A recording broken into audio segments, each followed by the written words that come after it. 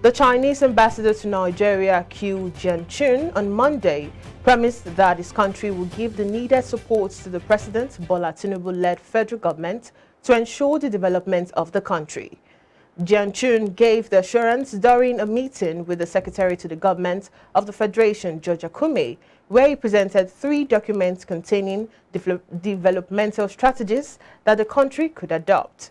On his part, Akume assured the Chinese government of the federal government's commitment to sustain bilateral relations to boost development. He said Nigeria had been enjoying strong bilateral relations with China in areas of infrastructure, trade and agriculture, among others, calling on the Chinese government to invest more in the country to enable the present administration to accomplish its agenda. And moving on, the Bank of America said the Monetary Policy Committee of the Central Bank may need to increase interest rates by at least 700 basis points before the end of the year to curb inflation. In an interview with Bloomberg on Monday, the bank's sub-Saharan Africa economist Tatongo Rusike said the hike was necessary to tackle soaring inflation occasioned by the fuel subsidy removal and unification of forex or foreign exchange. Rusike explained that at the current trend, inflation may quicken to 30% by the end of the year from 22.4% in May, noting that the nation's Apex Bank may need to push up the rate. He further warned that if this decision was not taken, foreign investors might exercise caution before investing in the country. The Nigerian National Petroleum Company Limited has announced plans to install charging ports across its filling stations nationwide to charge electric vehicles as part of a move to reduce carbon emission. It also said the company would be investing in electric vehicles to meet local demand, as the NNPCL was currently discussing with an indigenous firm involved in this.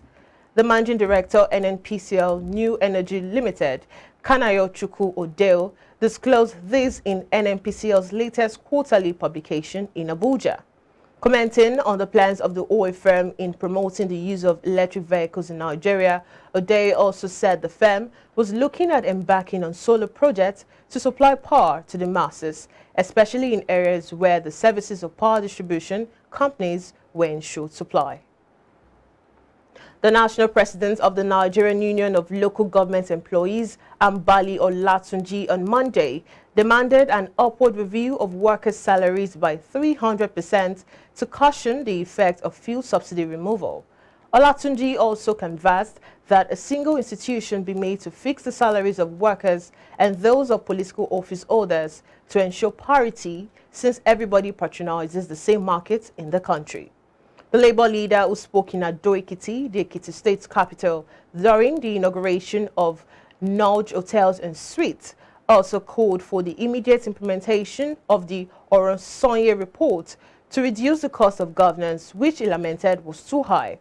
He also expressed shock at how the federal government has seemingly remained nonchalant towards putting measures in place to address the difficulties generated by the subsidy removal after 1 month of implementation.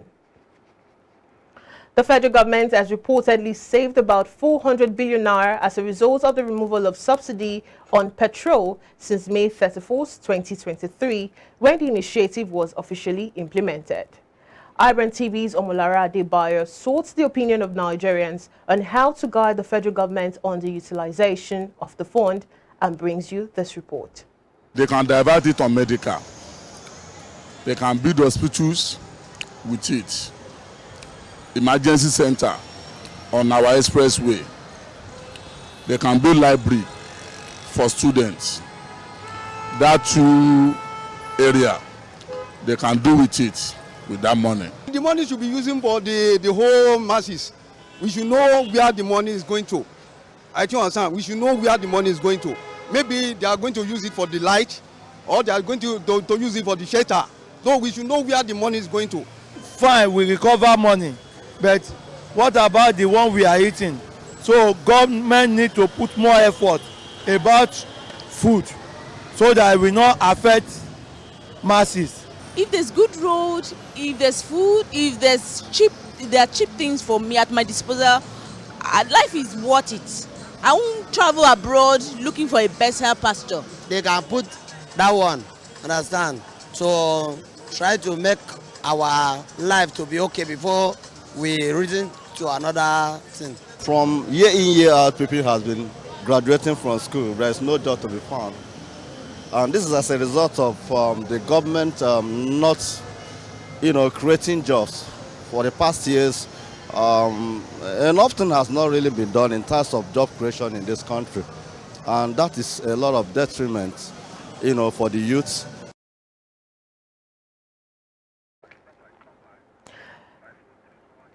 The Central Bank of Nigeria has said it will intervene to resolve issues around the new charges adopted by the point-of-sale operators in Nigeria. Already, point-of-sale agents are meeting with stakeholders across the country to agree on changes in transaction charges for POS services. This is following increase in POS charges across Lagos, Ogun, and Edo states. The National Public Relations Officer of the Association of Mobile Money and Bank Agents in Nigeria, Oluwasegun Elegbede, said other states are working to follow in Lagos' footsteps and increase transaction charges. The Board of Directors of the African Development Bank Group has approved a $115 million loan to support a major road rehabilitation project in Abia State.